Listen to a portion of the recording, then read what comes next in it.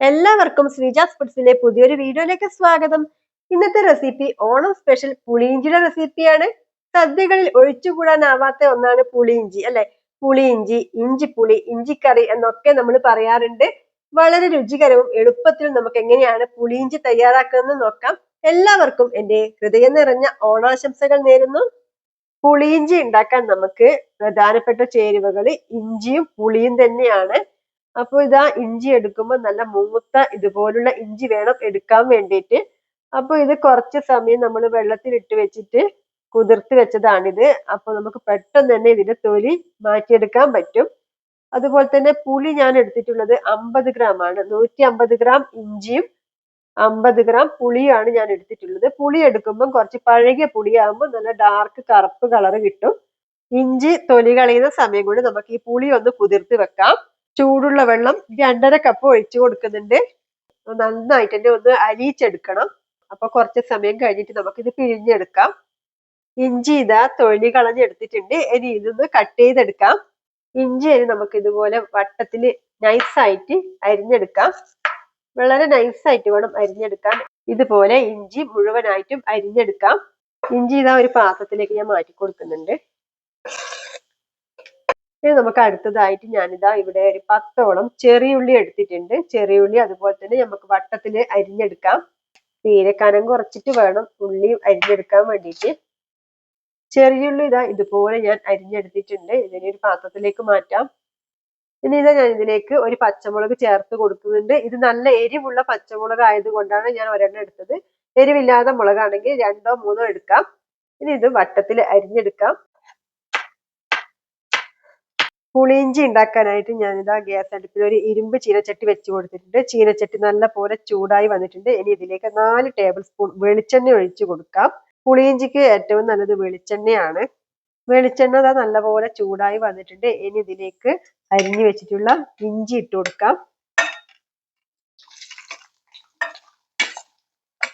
നമ്മളിത് തുടർച്ചയായിട്ട് ഇളക്കണമെന്നൊന്നുമില്ല.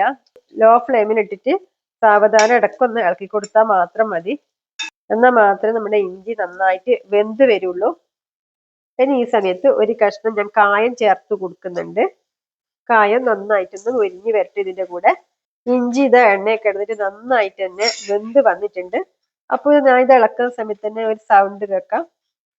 ഈ ഒരു സൗണ്ട് വരണം. അപ്പൊ ഇഞ്ചിയുടെ പാകം കറക്റ്റ് ആയിട്ടുണ്ട്. ഇനി ഇത് നമുക്ക് എണ്ണയിൽ നിന്ന് കോരി മാറ്റാം. പ്ലേറ്റിലേക്ക് ഞാൻ മാറ്റി കൊടുക്കുന്നുണ്ട്. ഇനി ഇഞ്ചി വറുത്തെടുത്ത് അതേ എണ്ണയിലേക്ക് അരിഞ്ഞു വെച്ചിട്ടുള്ള ചെറിയുള്ളി ഇട്ട് കൊടുക്കാം. ചെറിയുള്ളി നല്ല പോലെ ഒന്ന് മൊരിച്ചെടുക്കാം. നമ്മുടെ ഉള്ളി ഇതാ നന്നായിട്ട് തന്നെ മൊരിഞ്ഞ് വന്നിട്ടുണ്ട്. ഇനി എണ്ണയിൽ നിന്ന് കോരി മാറ്റാം. ഇനി പുളിയിഞ്ചിയിലേക്ക് ചേർക്കാനായിട്ട് ഞാൻ ഇതാ മധുരത്തിന് ആവശ്യമായിട്ട് ശർക്കര 150 ഗ്രാം എടുത്തിട്ടുണ്ട്. നമ്മൾ 150 ഗ്രാം ഇഞ്ചിയുടെ കണക്കിനാണ് തയ്യാറാക്കുന്നത്. ഇഞ്ചിയുടെ അതേ അളവിൽ തന്നെയാണ് ശർക്കരയും എടുക്കുന്നത്. ഇതിലേക്ക് 1/2 കപ്പ് വെള്ളം ഒഴിച്ചു കൊടുത്തിട്ട് ഉരുക്കിയെടുക്കാം. ശർക്കരയിൽ അഴുക്കും മണ്ണൊക്കെ ഉണ്ടാവും. ഉരുക്കിയെടുത്തിട്ട് വേണം ചേർത്ത് കൊടുക്കാൻ. ഫ്ലെയിം ഓൺ ആക്കി കൊടുക്കാം. വറുത്ത് വെച്ചിട്ടുള്ള ഇഞ്ചിയും ആ ഉള്ളിയും ഒക്കെ നന്നായിട്ട് തന്നെ തണുത്ത് വന്നിട്ടുണ്ട്. ഇനി ഇതൊന്ന് പൊടിച്ചെടുക്കണം. പൊടിച്ചെടുക്കാനായിട്ട് ഒരു ജാർ എടുത്തിട്ടുണ്ട്. ജാർ എടുക്കുമ്പോൾ നല്ല ഡ്രൈ ആയിരിക്കണം. ഒട്ടും തന്നെ വെള്ളമയം പാടില്ല. ഇതാ ജാറിലേക്ക് ഇട്ട് കൊടുക്കാം. പൊടിച്ചെടുക്കുമ്പോൾ നല്ല ഫൈനായിട്ടൊന്നും പൊടിയണ്ട. ചെറിയൊരു തരിതരിപ്പോടെ വേണം പൊടിച്ചെടുക്കാൻ വേണ്ടിയിട്ട്. ഇനി ഇത് പൊടിച്ചെടുത്തിട്ട് വരാം. പൊടിച്ചെടുത്തിട്ടുണ്ട്. ഒരു പാത്രത്തിലേക്ക് മാറ്റാം. ശർക്കര നന്നായിട്ട് ഉരുകി വന്നിട്ടുണ്ട്. ഇനി ഫ്ലെയിം ഓഫ് ചെയ്യാം. നേരത്തെ ഇഞ്ചി വറുത്തെടുത്ത അതേ എണ്ണയിലേക്ക് വട്ടത്തിൽ അരിഞ്ഞെടുത്ത പച്ചമുളക് ചേർത്ത് കൊടുക്കാം. പച്ചമുളക് നന്നായിട്ടൊന്ന് മൊരിഞ്ഞു വരട്ടെ. പച്ചമുളകിന്റെ കൂടെ 2 തണ്ട് കറിവേപ്പില ചേർത്ത് കൊടുക്കാം. ഇനി ഇതിലേക്ക് 3 വറ്റൽമുളക് ചേർത്ത് കൊടുക്കാം. പച്ചമുളക് ചേർക്കുന്നതിന് മുന്നിൽ കടുക് ചേർക്കുന്നവർക്ക് കടുക് ചേർക്കാവുന്നതാണ്. ഞാൻ കടുക് ചേർത്ത് കൊടുക്കാറില്ല പുളിയിഞ്ചിക്ക്. ചില സ്ഥലങ്ങളിൽ കടുക് ചേർക്കാറുണ്ട്. ഈ സമയം 1/2 ടീസ്പൂൺ മുളക് പൊടി ചേർത്ത് കൊടുക്കാം. 1/4 ടീസ്പൂൺ മഞ്ഞൾപ്പൊടി ചേർത്ത് കൊടുക്കാം. നന്നായിട്ട് തന്നെ ഒന്ന് മൊരിച്ചെടുക്കാം. പിഴിഞ്ഞു വെച്ചിട്ടുള്ള 2.5 കപ്പ് പുളിവെള്ളം ചേർത്ത് കൊടുക്കാം. പെട്ടെന്ന് തിളപ്പിക്കുന്നതിനേക്കാളും കുറച്ചു നേരം ഇരുന്ന് വറ്റി വരുമ്പോഴാണ് പുളിയിഞ്ചിയുടെ ശരിയായ നല്ല രുചി കിട്ടുന്നത്. പുളിവെള്ളം ഒഴിച്ചു കൊടുത്ത ശേഷം ഇത് നന്നായിട്ട് തിളച്ച് വന്നിട്ടുണ്ട്. ഇനി ഈ സമയത്ത് നമ്മൾ ഉരുക്കി വെച്ചിട്ടുള്ള ശർക്കരപ്പാനി ചേർത്ത് കൊടുക്കാം. ശർക്കരപ്പാനി അരിച്ചൊഴിച്ചു കൊടുക്കാം. ഇനി ഇതിലേക്ക് ഈ സമയം 1 ടീസ്പൂൺ ഉപ്പ് ചേർത്ത് കൊടുക്കാം. ഇത് നന്നായിട്ട് തന്നെ തിളച്ച് കുറുകി വരണം. നമ്മൾ നേരത്തെ ഇഞ്ചി വറുക്കുന്ന സമയത്ത് കായം ചേർത്ത് കൊടുത്തിട്ടുണ്ടായിരുന്നു. കട്ട കായല്ല, പൊടിയാണ് ചേർക്കുന്നതെങ്കിൽ ഈ സമയം കായം പൊടി ചേർത്ത് കൊടുക്കണം. നന്നായിട്ട് തിളച്ച് വന്നിട്ടുണ്ട്. ഇനി ഈ സമയത്ത് നമ്മൾ പൊടിച്ചു വെച്ചിട്ടുള്ള ഇഞ്ചിയും ചെറിയുള്ളി ഉണ്ടല്ലോ, അത് ഈ സമയം ചേർത്ത് കൊടുക്കാം. ഇനി എല്ലാം കൂടെ നന്നായിട്ട് തിളച്ച് കുറുകി വരട്ടെ. ഇനി ഫ്ലെയിം കുറച്ച് വെച്ചിട്ട് വേണം കുറുകി കിട്ടാൻ വേണ്ടിയിട്ട്. പുളിയിഞ്ചി ഉണ്ടാക്കാൻ വേണ്ടിയിട്ട് വളരെ എളുപ്പമാണ്. നമ്മൾ ഇതിന്റെ വെള്ളം ഒന്ന് വറ്റിച്ചെടുക്കണം. അത് മാത്രമേ ഉള്ളൂ കുറച്ചൊരു ബുദ്ധിമുട്ടായിട്ടുള്ളത്.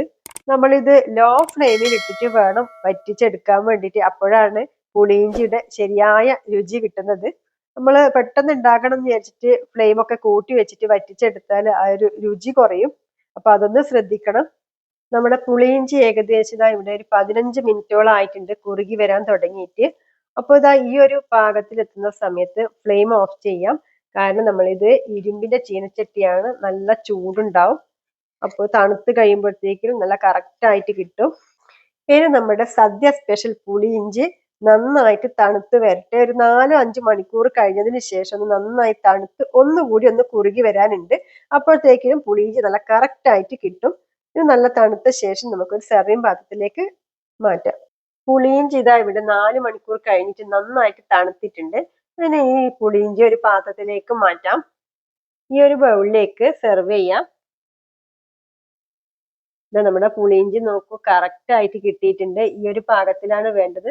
നമ്മൾ സദ്യ കഴിക്കുന്ന സമയത്ത് ഇലയിൽ ഒഴിക്കുമ്പോൾ ഒഴുകി പോകാത്ത രീതിയിലായിരിക്കണം നമ്മുടെ പുളിയിഞ്ചി. അപ്പൊ കുറച്ച് കാര്യങ്ങൾ മാത്രം ശ്രദ്ധിച്ചാൽ മതി. വളരെ പെർഫെക്റ്റ് ആയിട്ട് നമുക്ക് പുളിയിഞ്ചി തയ്യാറാക്കി എടുക്കാം. പുളിയിഞ്ചി ഉണ്ടാക്കി വെച്ചിട്ട് ഒരു ദിവസം കഴിഞ്ഞിട്ട് കഴിക്കുമ്പോഴാണ് നല്ല രുചി കൂടുന്നത്. നമുക്കിത് ഗ്ലാസ് ജാറിലാക്കി വെച്ചിട്ട് ഫ്രിഡ്ജിൽ ഒരു 6 മാസം വരെ കേടൊന്നും കൂടാതെ സൂക്ഷിക്കാൻ പറ്റും. അപ്പൊ നമ്മൾ എടുക്കുന്ന ഗ്ലാസ് ജാറിലും അതുപോലെ തന്നെ സ്പൂണിലും ഒട്ടും തന്നെ നനവ് പാടില്ല. അത് മാത്രം ശ്രദ്ധിച്ചാൽ മതി. അപ്പൊ കൂടുതൽ നാളത്തേക്ക് നമുക്ക് പുളിയിഞ്ചി സൂക്ഷിക്കാൻ പറ്റും. അപ്പൊ ഇതാ ഇന്നത്തെ ഓണം സ്പെഷ്യൽ പുളിയിഞ്ചിയുടെ റെസിപ്പി എല്ലാവർക്കും ഇഷ്ടപ്പെട്ടെന്ന് കരുതുന്നു. ഇഷ്ടപ്പെട്ടെങ്കിൽ തീർച്ചയായിട്ടും ലൈക്ക് ചെയ്യുക. അതുപോലെ തന്നെ ഈ ഓണത്തിന് എല്ലാവരും ഈ ഒരു റെസിപ്പി ഒന്ന് ട്രൈ ചെയ്ത് നോക്കുക. നല്ല ടേസ്റ്റിയാണ് സദ്യയുടെ കൂടെ കഴിക്കാൻ വേണ്ടിയിട്ടും അല്ലാതെയും. പുളിയിഞ്ചി ഉണ്ടാക്കുന്ന വീഡിയോ ഇഷ്ടപ്പെട്ടെന്ന് കരുതുന്നു. ഇഷ്ടപ്പെട്ടെങ്കിൽ ലൈക്ക് ചെയ്യുക. അതുപോലെ തന്നെ ചാനൽ സബ്സ്ക്രൈബ് ചെയ്യാതെ പുതിയ കൂട്ടുകാരാണെങ്കിൽ ചാനൽ സബ്സ്ക്രൈബ് ചെയ്ത് സപ്പോർട്ട് ചെയ്യാൻ മറക്കല്ലേ. സബ്സ്ക്രൈബ് ചെയ്ത് കഴിഞ്ഞാൽ അവിടെ ഓൾ എന്ന ഓപ്ഷനും കൂടി വരും. അതിലും കൂടി ഒന്ന് എനേബിൾ ചെയ്ത് കൊടുക്കണം. എന്നാൽ മാത്രമേ അപ്ലോഡ് ചെയ്യുന്ന സമയത്ത് പുതിയ വീഡിയോസ് നിങ്ങൾക്ക് നോട്ടിഫിക്കേഷൻ ആയിട്ട് കിട്ടുള്ളൂ. ഇനി പുതിയ നല്ല റെസിപ്പി ആയിട്ട് കാണുന്നത്. നന്ദി, നമസ്കാരം.